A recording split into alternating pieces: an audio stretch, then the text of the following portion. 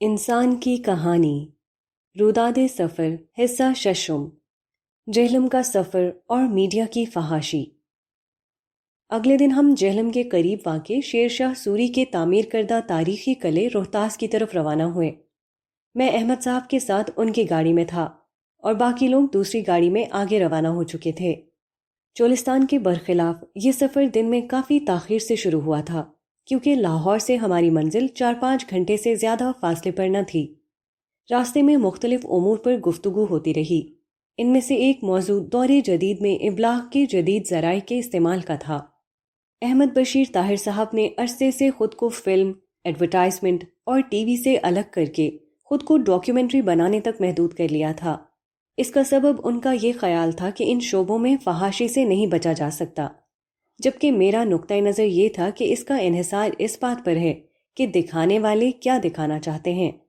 پاکستان ٹیلی vision نے 80 کی دہائی میں اس سلسلے میں عملی مثال قائم کر کے بتا دیا تھا کہ اس شعبے کو بہتر طریقے سے استعمال کیا جا سکتا ہے اور مروجہ خرابیوں سے بچ کر اچھے معیار کی چیزیں بنائی جا سکتی ہیں۔ ایران نے بھی یہ کام کیا ہے، جبکہ حالیہ دور میں ترکی اور عالم عرب کی طرف سے ارطغرل اور عمر سیریز پیش کی جا چکی ہیں۔ میاں کی دال اور ذائقے۔ دوپہر کے وقت احمد صاحب نے لالا موسیٰ کے قریب واقع ریسٹورانٹ پر گاڑی روکی، جو میاں جی کی چنے کی دال کے حوالے سے مشہور ہے۔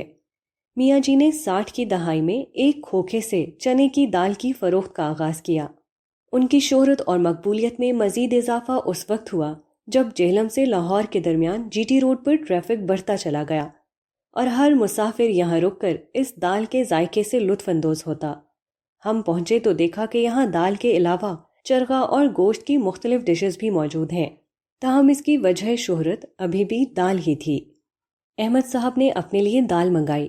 میں دوپہر کا کھانا نہیں کھاتا، اس لیے میں نے تو یہاں کچھ کھانے سے معذرت کر لی، البتہ ایک نوالہ لے کر یہ اندازہ کیا کہ دال کا ذائقہ کیسا تھا۔ ذائقہ عمدہ تھا، مگر مجھے اس وقت کھانا نہیں تھا، اس لیے ایک ہی نوالے پر اکتفا کیا۔ باقی جہاں تک ذائقوں کا تعلق ہے تو میں اپنے پس منظر کے لحاظ سے دہلی کی مغلیہ تہذیب کے ذائقوں کا امین ہوں۔ بر صغیر کا مرکز ہونے کی بنا پر تمام علاقوں کے رہنے والے یہاں آتے اور اپنے بہترین ذائقے یہاں روشناس کراتے۔ حد یہ ہے کہ باداموں سے تراشے ہوئے چاول اور پستوں سے تراشی ہوئی دال سے دال چاول بنایا جاتا تھا۔ یہ الگ بات ہے کہ ایسی چیزوں میں حد سے زیادہ دلچسپی کی وجہ سے سلطنت ہاتھ سے گئی، مگر فائدہ یہ ہوا کہ ملک کے اندر یا باہر ذائقوں کی تلاش میرے لیے کبھی مسئلہ نہیں بنی۔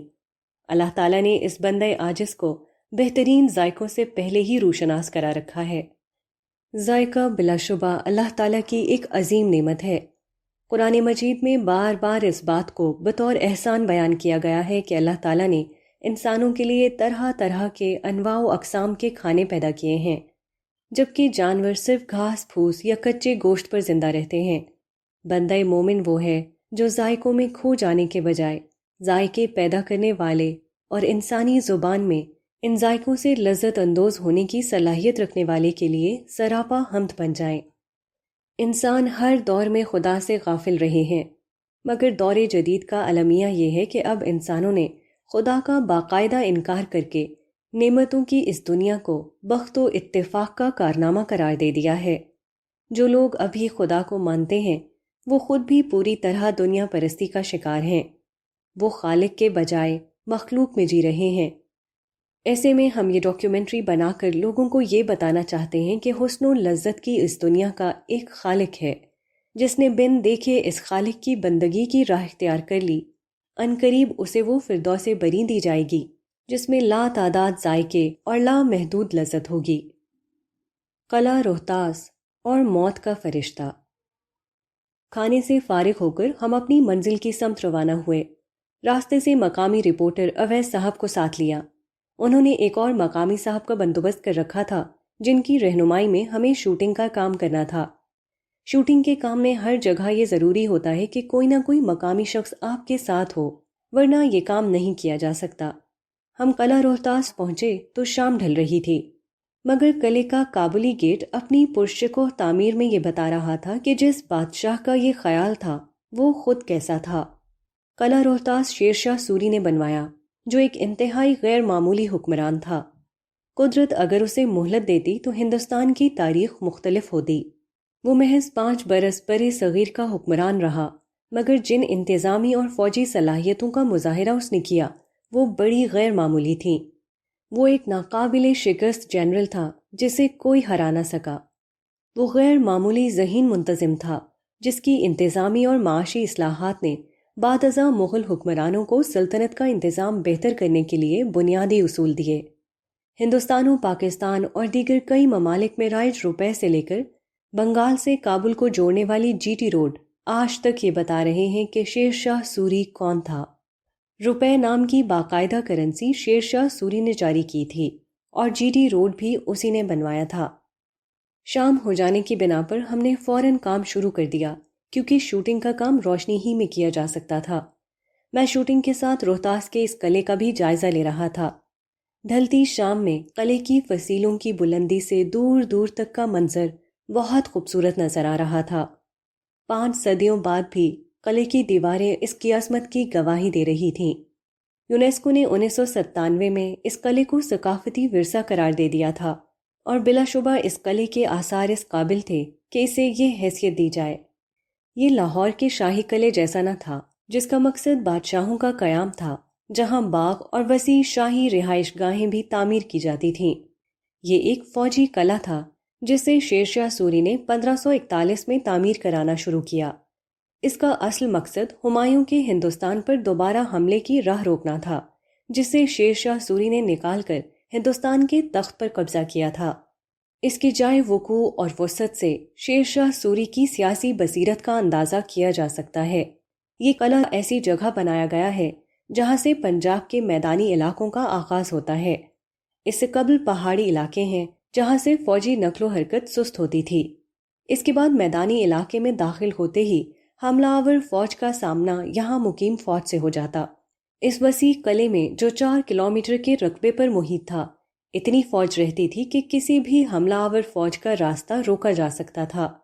یہ الگ بات ہے کہ ہمایوں تو نہیں آیا، مگر موت کا فرشتہ آ گیا اور شیر شاہ سوری 1545 میں قلعے کی تکمیل سے قبل ہی وفات پا گیا۔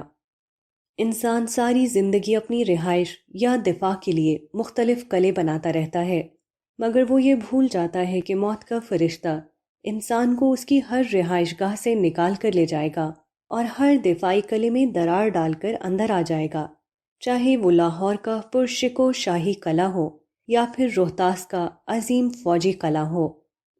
مثبت سوچ اور اپنے دائرۂ عمل میں کام۔ ہم شوٹنگ سے مغرب کے وقت فارغ ہوئے۔ ہم خارجی دروازے کی طرف آئے تو یہاں پارکنگ کے پاس قلعے کی تاریخ کے حوالے سے معلومات درج تھیں۔ قلعے سے متعلق بہت سی معلومات ہمارے اسسٹنٹ ڈائریکٹر امتیاز صاحب نے بھی فراہم کی، جو تاریخ کا اچھا ذوق رکھتے تھے۔ قلعہ دیکھنے کے لیے مقامی لوگ اور باہر سے آنے والے سیاح بھی موجود تھے، مگر ان کی تعداد زیادہ نہ تھی۔ پاکستان میں ایسی بے شمار جگہیں ہیں جو نہ صرف پاکستان بلکہ دنیا بھر سے آنے والے سیاحوں کے لیے باعث کشش ہیں۔ دنیا میں کم ہی ملک ہوں گے جہاں جغرافیہ، تاریخ، مذہب، ثقافت اور تفریح کے لحاظ سے اس درجے میں متنوع جگہیں پائی جاتی ہوں، مگر شاید پہلے ضروری ہے کہ اس قوم کی تربیت کر کے اس کو تعمیری مزاج دیا جائے۔ سر دست اس قوم کو صرف تخریب کی باتیں، ہاٹ باتیں، متنازع باتیں اور صرف باتوں سے دلچسپی ہے۔ ہماری کوشش یہ ہے کہ قوم میں تعمیری مثبت سوچ اور اپنے دائرۂ کار میں عملی کام کا جذبہ پیدا کیا جائے۔ جب یہ ہو جائے گا تو پھر یہ سارے امکانات بروئے کار آ جائیں گے۔